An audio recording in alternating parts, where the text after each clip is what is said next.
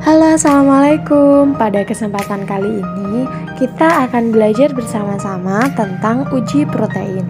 Nah, kali ini kita akan melakukan uji terhadap sampel minyak goreng.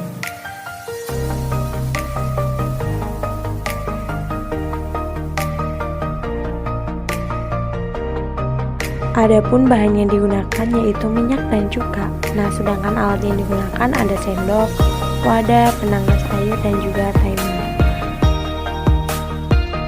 Siapkan minyak dan wadah, kemudian tuangkan minyak ke dalam wadah.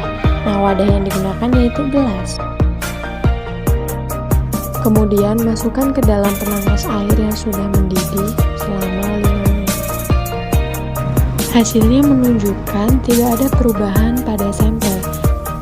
Uji yang kedua dilakukan dengan penambahan asam cuka sebanyak 7 tetes. Tambahkan cuka ke dalam sampel sebanyak 7 tetes. Hasilnya menunjukkan terdapat gelembung-gelembung pada sampel. Hasilnya menunjukkan bahwa tidak terjadi koagulasi atau penggumpalan pada kedua uji. Hal ini menunjukkan bahwa minyak goreng tidak mengandung protein, melainkan minyak goreng mengandung lipid.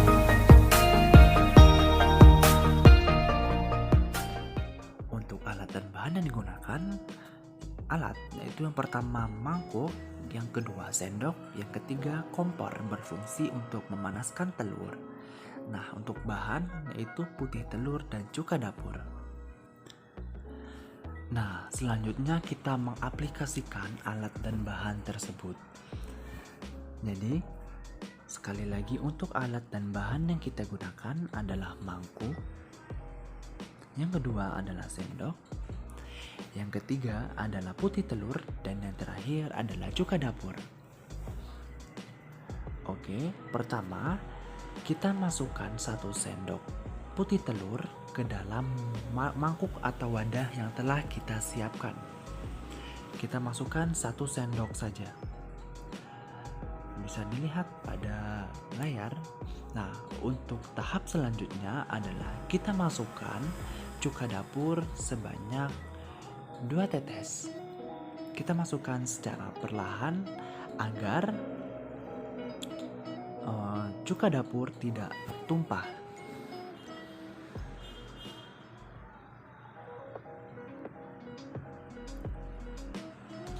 Lalu setelah itu kita amati perubahan apa saja yang akan terjadi setelah cuka dapur dimasukkan ke dalam putih telur. Nah, kita tunggu beberapa saat. Nah, bisa dilihat pada video bahwa terdapat endapan putih hasil pereaksian antara putih telur dengan cuka dapur. Bisa dilihat pada video.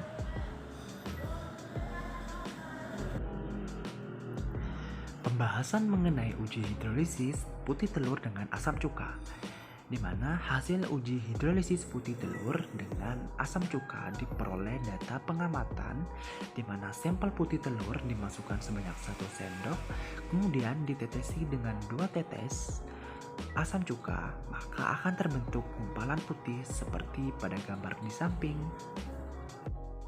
Selanjutnya untuk uji hidrolisis dengan pemanasan.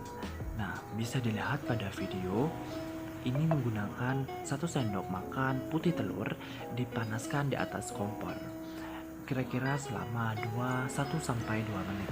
Nah, bisa dilihat pada hasil percobaan terdapat gumpalan putih yang sudah mulai mengendap di bagian samping.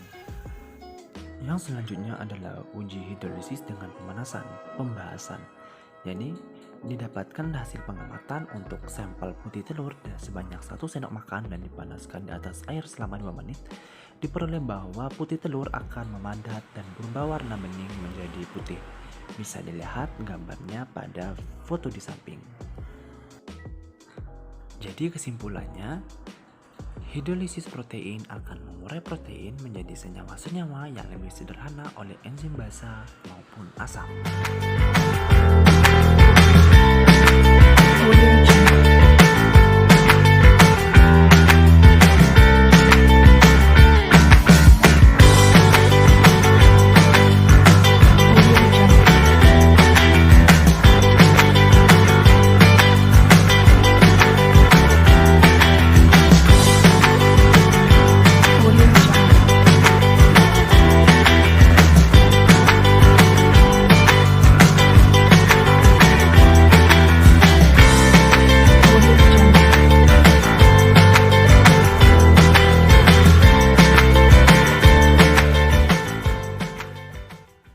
Audio Jungle. Audio Jungle.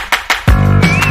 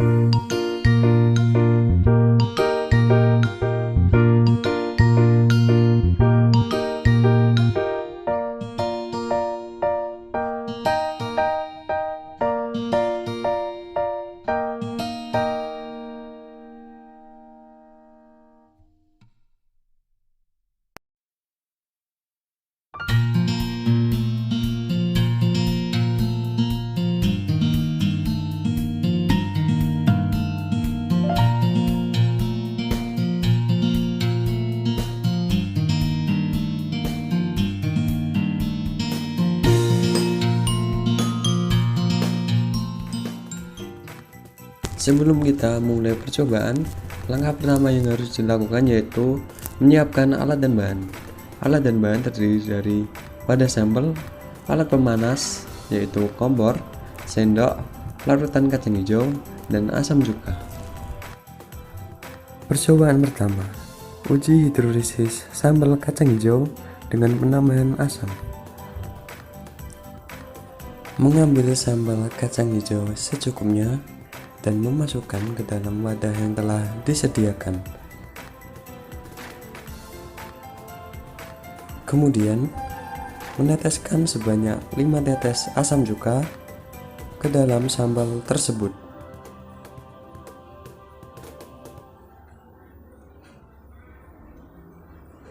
Mengamati perubahan yang terjadi. Berdasarkan percobaan uji hidrolisis perut dengan penambahan 5 tetes asam cuka pada sambal kacang hijau, dapat terlihat bahwa terjadi perubahan pada struktur larutan kacang hijau dengan adanya gumpalan pada sambal tersebut. Hal ini menandakan bahwa protein dari kacang hijau telah terhidrolisis. Protein akan mengalami kekaruan terbesar karena denaturasi dari asam dan basa pada saat mencapai pH negatif yang sama. Hal ini ditandai dengan kekeruan meningkat dan timbulnya gumpalan. Percobaan yang kedua yaitu uji hidrolisis kacang hijau dengan teknik pemanasan.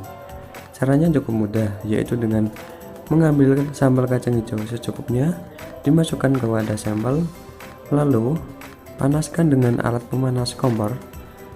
Setelah beberapa menit, amati perubahan yang terjadi. Pada percobaan uji hidrolisis protein dengan pemanasan selama kurang lebih 5 menit pada kacang hijau, hasil dari percobaan yang dilakukan bahwa sampel kacang hijau memiliki kandungan protein. Hal ini dibuktikan dengan adanya gumpalan saat proses pemanasan. Suhu tinggi dapat meningkatkan energi kinetik dan menyebabkan molekul penyusun protein bergerak.